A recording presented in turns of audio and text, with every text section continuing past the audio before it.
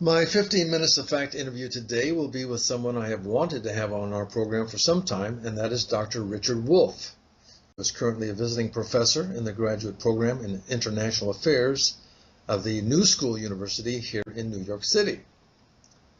By way of credentials, he's Professor of Economics Emeritus, University of Massachusetts Amherst, has earned a BA magna cum laude in history from Harvard and an MA in economics at Stanford.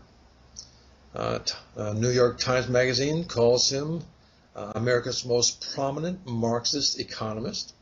And in 2012, he wrote a book titled Occupy the Economy, Challenging Capitalism, which of course, being someone who's involved with Occupy, caught my attention. I twice encountered Professor Wolff, once where I was attending a conference on economic justice put on by the Union Theological Seminary here in New York City, and the other at an evening with the magazine TruthOut, also here in the city. And in each case, I listened to his views on this train wreck of an economy, and in each case, I came away with a clearer understanding of what is so very wrong and how we've been taught to think about capital and labor here in the United States.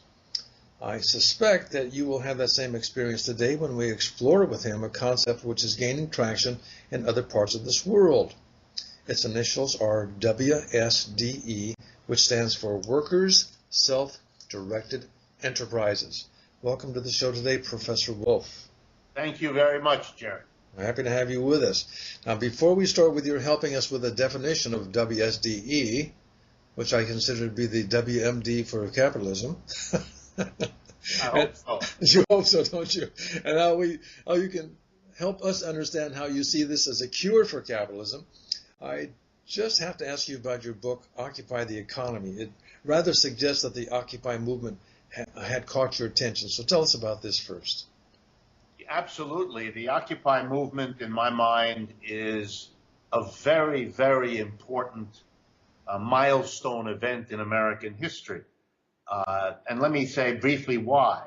First, because it is a moment in which it is becoming known to the American people that there are huge numbers of people with very great and profound criticisms of the way the United States is developing and a determination to use their brains and their muscles and their energies to make a change.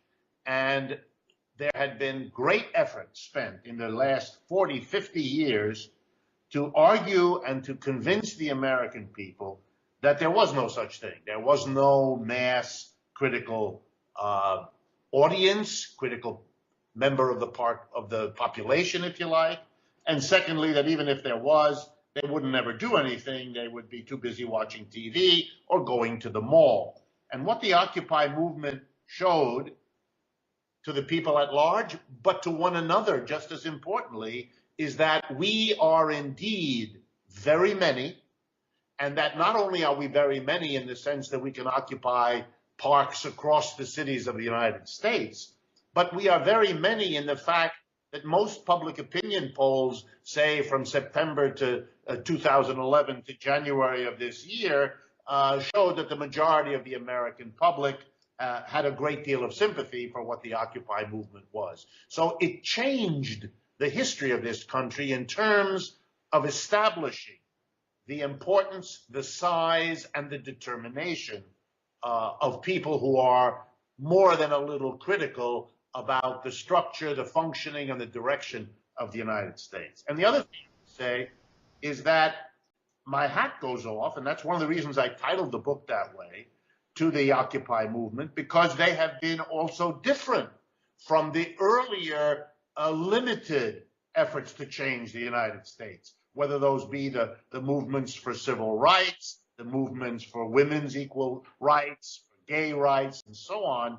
This is a movement that didn't shy away from putting the economic inequality and the economic crisis front and center in what it was saying about what needs to be changed. That was something that earlier movements since the Second World War were simply afraid to do and my hat goes off to the Occupy movement because they put it forward, confounding all those who said that will never fly in America. Americans don't want to hear about the basic economic changes. They don't want the criticism of capitalism. Occupy flew right in the face of that and proved all of those people dead wrong. Well, you know what's also interesting about the Occupy, from my experience, the movement, is that it's done this in a fashion that's been peaceable, at least peaceable on their end, give or take a few police-incited encounters.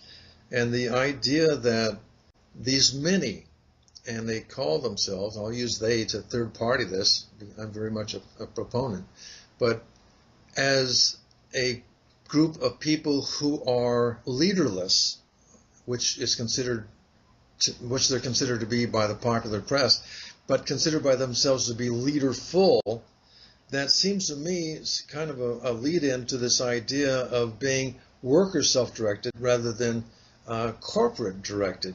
So why don't we move on to that then? Let's talk about this work of yours, the subject of worker self-directed enterprises. Please define this and why you hold that this model is preferable to the traditional capitalist enterprise. Well, worker self-directed enterprise is actually a very simple idea, even though goodly numbers of people have a hard time getting their heads attuned to its possibility. Here's the basic idea, that enterprises, whether they be factories, offices, stores, or whatever, can and should be run democratically. And what that means is basically that all the people who come together to make them function, the workers on the line, the office personnel, the folks who clean up, the purchasing and sales agents, and so on, that all of them together in a democratic way ought to run the enterprise. Well, do you realize how that scares the hell out of any business owner, much less corporate America, who has a hard enough time thinking that he's actually controlling things? And now what you're suggesting is that the guy who cleans the sinks has somehow a right to have a voice. So you'd better explain this to me in a way I can understand it. Okay. Let me do it on a lofty level first and then a very practical level. Here's the lofty level. We are a nation that likes to tell itself that it is democratic, that it is committed to democracy, that indeed it fights wars these days in far-flung corners of the world, quote, to bring democracy, to help establish democracy. We talk about it all the time. And the basic idea of democracy is this.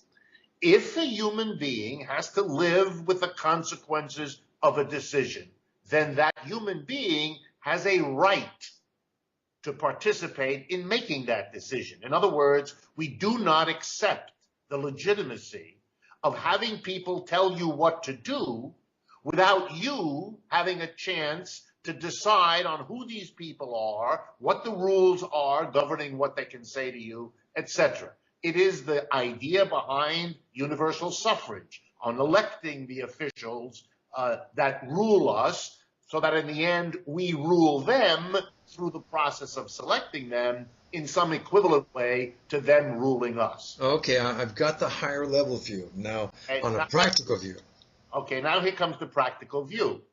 The place where most adults spend most of their lives, 5 out of 7 days, work week. You get up in the morning, you get ready, you go to work, you spend your 8 or 9 hours there, and then you recoup from all of that. Your life is built around work as perhaps the central governing activity of your existence. If you are committed to democracy, then the first place it ought to apply is there. But in fact, it doesn't.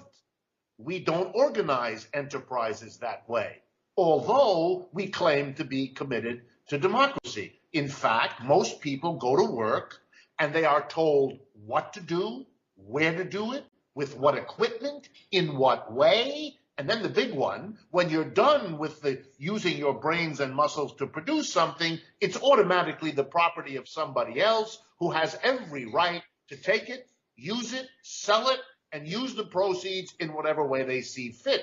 You live with the consequences, whether you even have the job, what you get paid, when the job disappears and moves to China, what technology you might have to breathe in while you, all of those decisions that affect you, you don't participate in making. That is not only not democratic, it is fundamentally anti-democratic. So the first law, or logic, if you like, of WSDEs is that we want to bring democracy to where it should have been in the first place, and at least better late than never, it ought to be instituted there. Okay. I'm even buying that. I totally agree that not only from the high level, but from the local level, having not only a say in what happens when I'm at work, but a say in how it comes about, presumably in some fashion by which I'm doing this to the greatest benefit of everybody, including the people who are stockholders in that company. But now comes a part that will cause some of our listeners a small degree of discomfort, Professor Wolff, and this can doubtlessly be called a socialist design process. In other words, worker co-ops, are they really just a palatable alternative to capitalism, or is just some way to introduce socialism into the workplace? Well, you know, there are two ways to answer that question. One way is to run away from it and say, no, it's got nothing to do with socialism. This is just a practical extension, if you like, of democracy, so that we don't just practice giving people some control over who governs them in the neighborhoods and cities and towns where they live through voting, but that we also have democracy at the workplace. Agreed. I could do that, but I don't want to shy away from it. Look, socialism is part of the world, and it has been for 150 years. Americans have a hard time getting their hands and eyes and minds around it. But that's not a virtue of this country. That's a deficit. We have to grow up and recognize that socialism is part of the world. It's been here as long as capitalism has. It is the critique of capitalism that capitalism itself produced. It's a little bit like saying, gee, in the family there are several children, and some of them think the family is wonderful, and others of them are quite critical. That doesn't make one right and the other one wrong. These are different ways of understanding an institution, in this case a family, and in the case of economics, it's a different way of understanding capitalism. Those people who like it celebrate it, and I understand that point of view. Indeed, as a professor, I have to teach that point of view here in the United States. But I'm not naive. I know that from the beginning of the existence of capitalism, there have been its critics. And those critics have tended to be called socialists. And guess what? The critical perspective has its insights. And we would all be better off if we could look at them, turn them over in our minds, think about them, and see what they can teach us alongside of the arguments and insights that come from people who like the economic system. Well, Professor, this is one of the reasons why I have enjoyed listening to you in the past, is because rather than being controlled by the brainwashing of socially toned words such as socialism or communism or capitalism, what you're willing to do and you're asking your audience to do is say, step back, take a look at them as if you were analyzing them through a microscope, choose that which is beneficial, eliminate that which is not, and come up with something that is not only practical, but, as you put it, democratic. Absolutely. And you know, I really do use the term grow up and mature. You know, the Cold War is over. The Soviet Union isn't there anymore. It disappeared better than 20 years ago. How long does it take for people to overcome the hysteria of that period of time and get back to a kind of level mental playing field where we can look at these things? I mean, let me give you a couple of examples. We are a close ally of the government of France. For those listeners who may not know it, the government of France now is in the hands of the French Socialist Party. The president of France is a socialist. The Socialist Party is the majority in the Senate in France, and the Socialist Party is the majority governing party in the National Assembly. It's a 100% socialist government. and we cooperate with them. Americans have a wonderful time going and being tourists over there and looking at Paris and all the rest. Socialism is a big movement in every country in Europe and in most of Latin America, Asia, and so on. The world hasn't ended because socialists are prominent in those places, and Americans have no need to act as if it were some kind of alien monstrosity that doesn't have any role in our lives.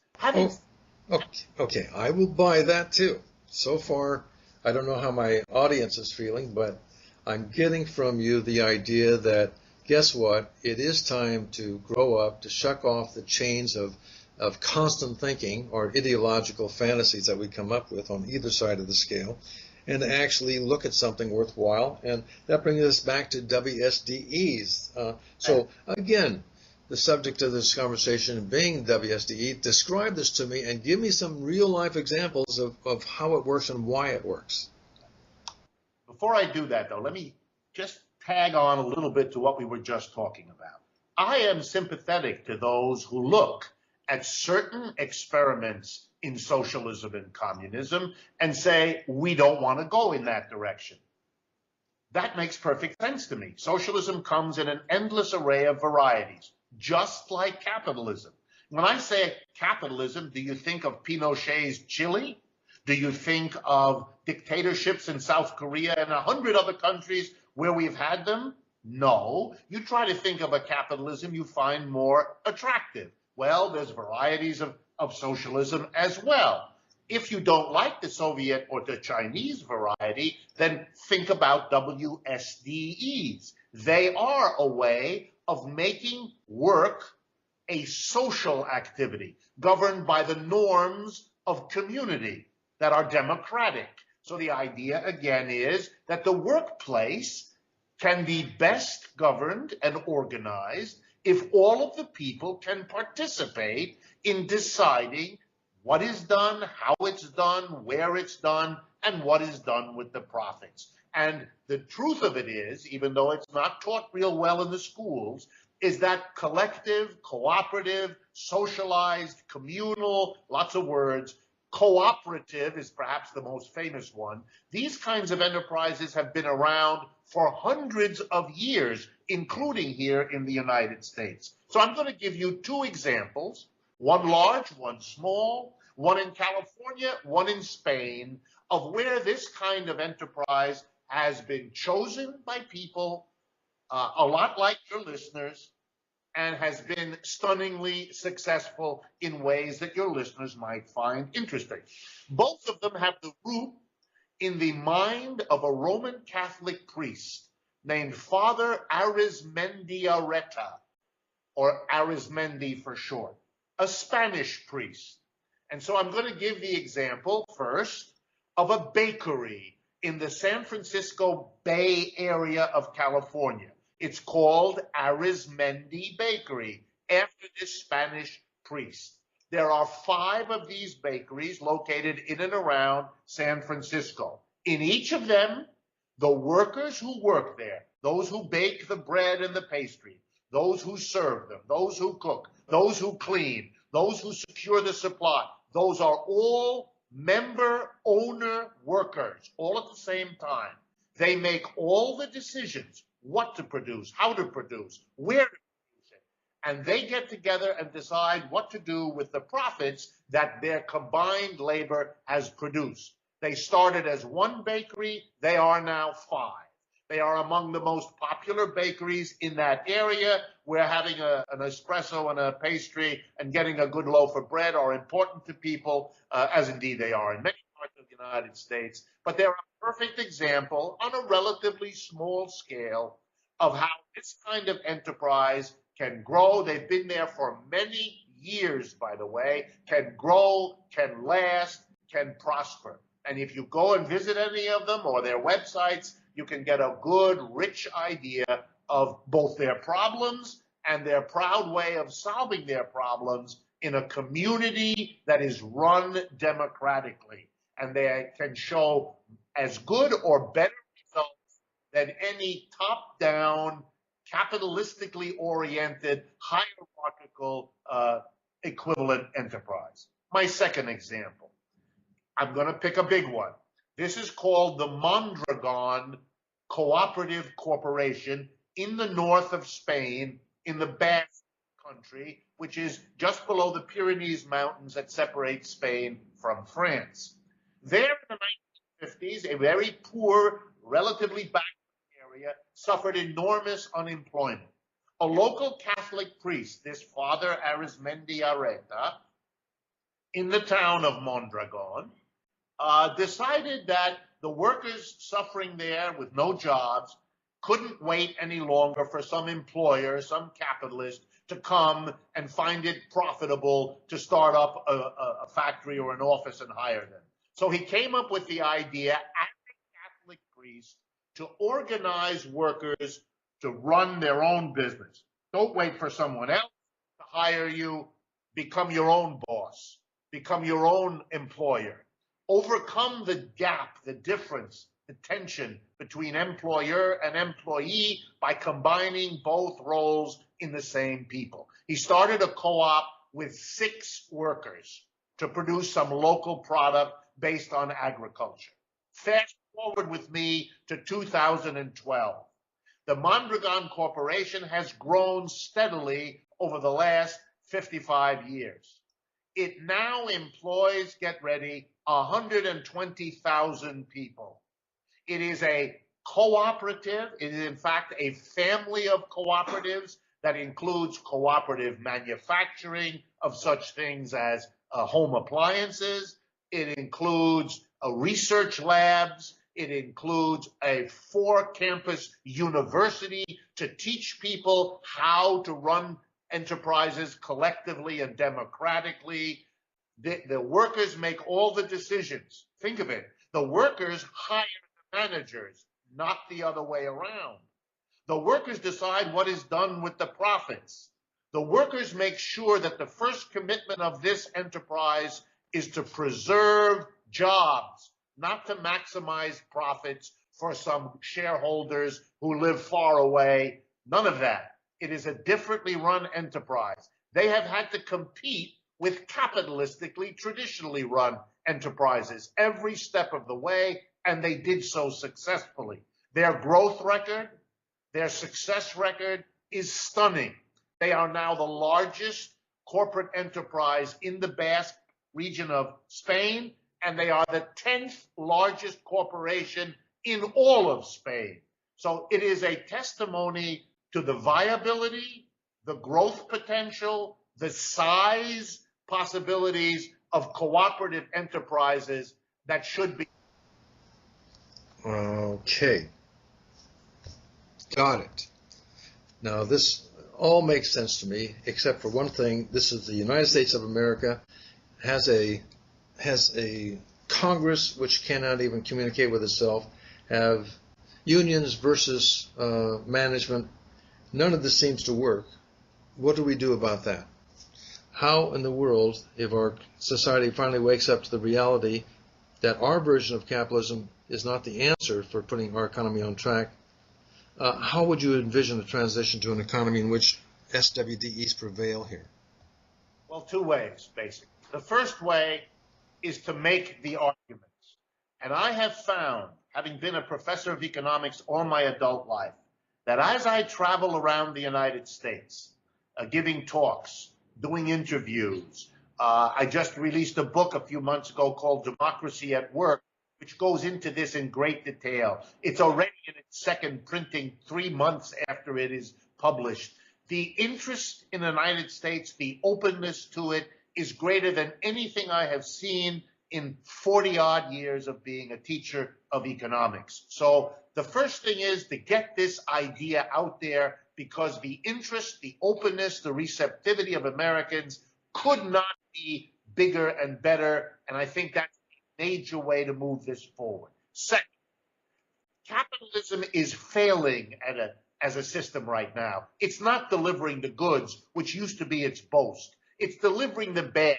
Every day people pick up the newspaper or watch TV or go to work and discover that their wages are being pinched, that their benefits are being reduced, that the government support for them is being pulled back and curtailed. We are not seeing good possibilities opening for our children. Our children are instead discovering that they're going to have a hard time even reproducing the shrinking standard of living most of us had. So capitalism is not in good shape. Not the least demonstration is unemployment, which is doggedly high. Now encompasses something on the order of 10 million Americans unable to find work. So here's a second way to make a transition.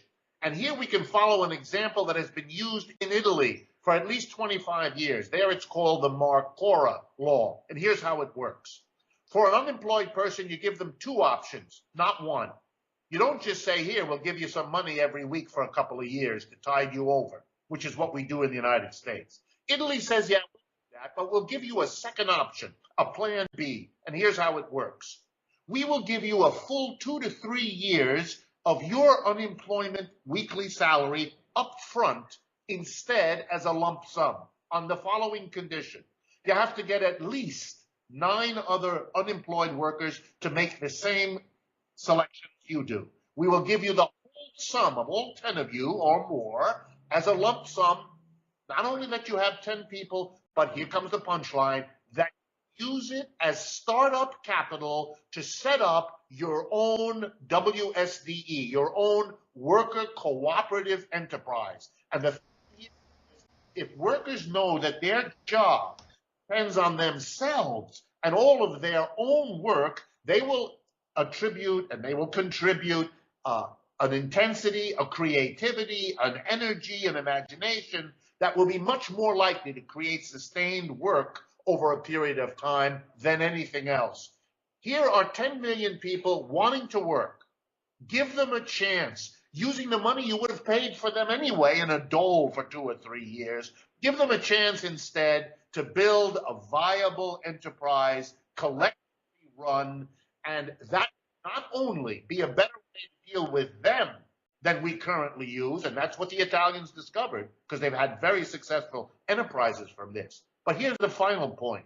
It would give Americans a chance, which they don't have now, to see scattered across the landscape in every city and town examples of how enterprises work when they are run democratically by the workers in them. It would give young people entering the labor force a chance to have real freedom of choice. Go work in a capitalist top-down hierarchical enterprise, or go work in a collective enterprise, see which is the more satisfying to you as a human being, which gives you more of a sense of yourself, which it develops your capacities across the board. And let Americans as consumers decide whether they want to support one or the other kind of enterprise by buying its products. We would finally have freedom of choice on something that really matters, the organization of work. And it's a freedom of choice we do not have now.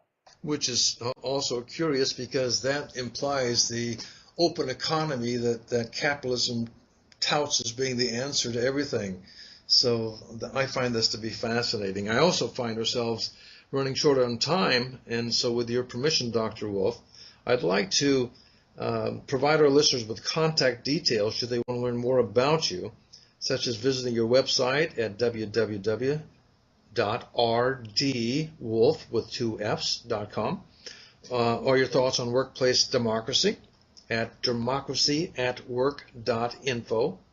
Listeners can also sign up for a free bi-monthly email newsletter if they'd like to be kept informed of the growing social movement around WSDEs. And at this point, I was going to invite you to spend a little bit more time to give us a basic 101 on American capitalism, but I've just discovered that I'm going to have to require you to show up for a second interview. How does that sound?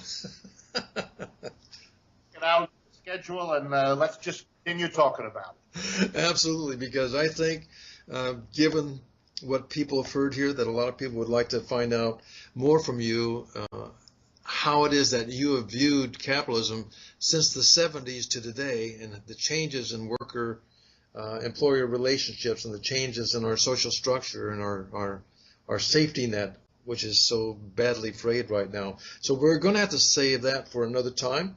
At this point, I'd like to thank you once again, Dr. Wolff, for being on here. It's been educational for me as well as for my listeners, who always want to hear both sides of a story, especially when elegantly discussed.